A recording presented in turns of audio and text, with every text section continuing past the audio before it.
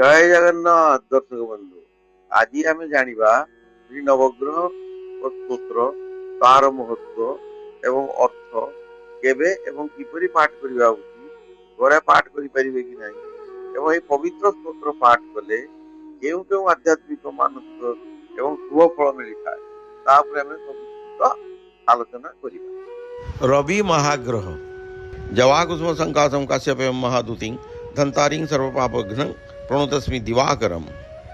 चंद्र महाग्रह दिव्य संग तुषाराभम क्षीरोदार्णव संभवम नमामि सजनं भक्त्या संभर मुकुट भूषणम। मंगल महाग्रह धरणिगर्भ संबुधम विद्युत पुंज समप्रभम कुमारं शक्ति हस्तंचं लोहितंगं नमाम्यहम। बुध महाग्रह प्रियंकलिका श्यामं रूपिणं प्रतिमं बुद्धं सौम्यं सर्वगुणोपेतं नमामि सजनं सुतं। बृहस्पति महाग्रह देवतानां मुषिणं च गुरु कनक सन्निभं जगद्वन्द्यो त्रिलोकेश गीष्मति प्रणम्यहम्। शुक्र महाग्रह हिमकुंदमूलानां दैतानां परम गुरुं सर्वशक्त प्रवक्तारं भार्गवं प्रणम्यहम्। शनि महाग्रह नीलांजन प्रख्यं रविष्णु महाग्रहं छायाया गर्भसंबुधं वंदे भक्त्या शनैश्चरम्। राहु महाग्रह अर्धकाय महागुरु चंद्रादित्य विमर्दकम सिंहिकाय सुतम रौद्रम चम राहु प्रणम्यहम। केतु महाग्रह पल्लाड़ धूम संकाशम ताराग्रह विमर्दकम रौद्रम रौद्रात्मकम क्रूरम चंग केतु प्रणम्यहम। ନବଗ୍ରହ ସ୍ତୋତ୍ର ହେଉଛି 9ଟି ଗ୍ରହ ଦେବତାଙ୍କ ପ୍ରତି ଉଦ୍ଦିଷ୍ଟ ଏକ ପବିତ୍ର ପ୍ରାର୍ଥନା। ଏହା ବିଶ୍ୱାସ କରାଯାଏ ସେହି ନବଗ୍ରହ ମାନେ ମନୁଷ୍ୟର ଜୀବନରେ ସୁଖ ଦୁଃଖ ଉନ୍ନତି ଅବନତି ଉପରେ ପ୍ରଭାବ ପକାନ୍ତି। ଭକ୍ତି ଶ୍ରଦ୍ଧା ଏବଂ ଏକାଗ୍ରତା ସହ ପ୍ରତିଦିନ ନବଗ୍ରହଙ୍କ ସ୍ତୋତ୍ର ପାଠ କଲେ ଜୀବନର ବିଭିନ୍ନ ବାଧା ବିଘ୍ନ ସମସ୍ୟା କଷ୍ଟ ଏସବୁ ଦୂର ହୁଏ। ସୂର୍ଯ୍ୟଦେବ ବା ରବି ଗ୍ରହ ଜବାକୁସୁମ ସଂକାଶଂ କାଶ୍ୟପେୟଂ ମହାଦୂତି ଧନ୍ତାରିଂ ସର୍ବପାପଘ୍ନଂ ପ୍रणतସ୍ମି ଦିବାକରମ୍। ଯିଏ ଜବା ଫୁଲ ପରି ବା ମନ୍ଦାର ଫୁଲ ପରି ରକ୍ତିମ ବା ରକ୍ତ ପରି ଲାଲ ଏବଂ ଦୀପ୍ତିମାନ ଋଷି କାଶ୍ୟପଙ୍କ ପୁତ୍ର ଅନ୍ଧକାରର ଶତ୍ରୁ ଏବଂ ସମସ୍ତ ପାପକୁ ନାଶ କରନ୍ତି ସେହି ସୂର୍ଯ୍ୟଦେବଙ୍କୁ ମୁଁ ପ୍ରଣାମ କରୁଛି। ଚନ୍ଦ୍ରଦେବ ଦିବ୍ୟ ଶଙ୍ଖ ତୁଷାରାଭମ କ୍ଷୀରୋଦାର୍ଣ୍ଣବ ସମ୍ଭବ ନମାମି ସଚିନଂ ଭକ୍ତ୍ୟା ସମ୍ଭର ମୁକୁଟ ଭୂଷଣ। ଯିଏ ଦହି ଏବଂ ହିମ ଶୈଳ ପରି ଧଳା ବର୍ଣ୍ଣ କ୍ଷୀର ସାଗରକୁ ଉଦ୍ଭବ ହୋଇଥିବା ଏବଂ ଭଗବାନ ଶିବଙ୍କର ମସ୍ତକକୁ ଶୋଭାୟମାନ କରନ୍ତି ସେହି ଚନ୍ଦ୍ରଦେବଙ୍କୁ ମୁଁ ପ୍ରଣାମ କରୁଅଛି। ମଙ୍ଗଳଦେବ ଧରଣୀ ଗର୍ଭ ସମ୍ବୁଧମ ବିଦ୍ୟୁତ ପୁଞ୍ଜ ସମପ୍ରଭମ କୁମାରଂ ଶକ୍ତି ହସ୍ତଞ୍ଚ ଲୋହିତାଙ୍ଗ ନମାମ୍ୟହମ୍। ଯିଏ ଭୂମି ଦେବୀଙ୍କ ପୁତ୍ର ବିଜୁଳି ପରି ତେଜସ୍ୱୀ ହାତରେ ଶକ୍ତି ଅସ୍ତ୍ର ଧାରଣ କରନ୍ତି ଏବଂ ମଙ୍ଗଳମୟ ସ୍ୱରୂପ ସେହି ଅଙ୍ଗାରକ ମଙ୍ଗଳ ଦେବଙ୍କୁ ମୁଁ ପ୍ରଣାମ ଜଣାଉଛି। ବୁଧ ମହାଗ୍ରହ ପ୍ରିୟଙ୍କଳିକା ଶ୍ୟାମଂ रूपिणं प्रतिमं बुद्धं सौम्यं सर्वगुणोपेतं नमामि सचिनं सुतं। ଯିଏ ପ୍ରିୟଙ୍କୁ ଫୁଲର କଢି ପରି ଶ୍ୟାମ ବର୍ଣ୍ଣ ଅତୁଳନୀୟ ସୌନ୍ଦର୍ଯ୍ୟ ଏବଂ ବୁଦ୍ଧିମତାର ଅଧିକାରୀ ଚନ୍ଦ୍ରଙ୍କର ପୁତ୍ର ଏବଂ ଧୀର ଶାନ୍ତ ସ୍ୱଭାବର ସେହି ବୁଧଦେବ ବା ବୁଧ ମହାଗ୍ରହଙ୍କୁ ପ୍ରଣାମ ଜଣାଉଛି। ବୃହସ୍ପତି ମହାଗ୍ରହ ଦେବତାନାଂ ମୁଷିଣଂ ଗୁରୁ କନକ ସନ୍ନିଭଂ ଜଗଦ୍ବନ୍ଦ୍ୟୋ ତ୍ରିଲୋକେଶଂ ଗୀଷ୍ମତି ପ୍ರಣମ୍ୟହମ୍।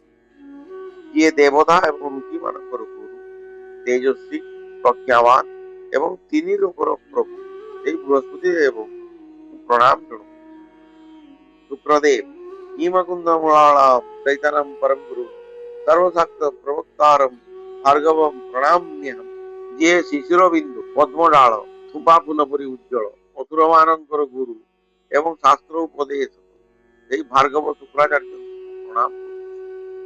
ଶନିଦେବ ନୀଳାଞ୍ଜନୟ ପ୍ରଖ୍ୟଂ ରବିଷ୍ଣୁ ମହାଗ୍ରହಂ ଛାୟାୟା ଗର୍ଭସମ୍ଭୂତಂ वंदे भक्त्या शनैश्चरम।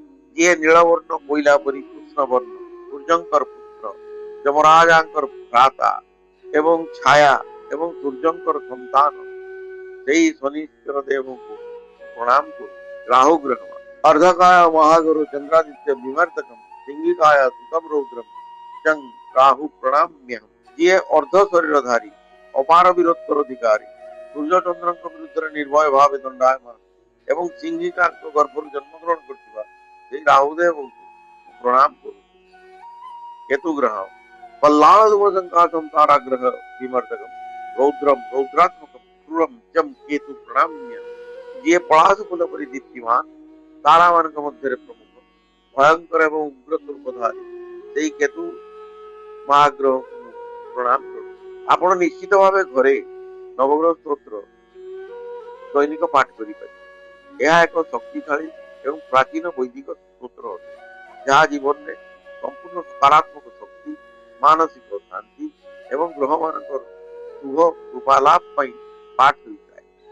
ଏହା ଗ୍ରହଜନିତ ଅଶୁଭ ପ୍ରଭାବକୁ କମାଇବାରେ ସହାୟକ ବୋଲି ମଧ୍ୟ ବିଶ୍ୱାସ କରାଯାଏ।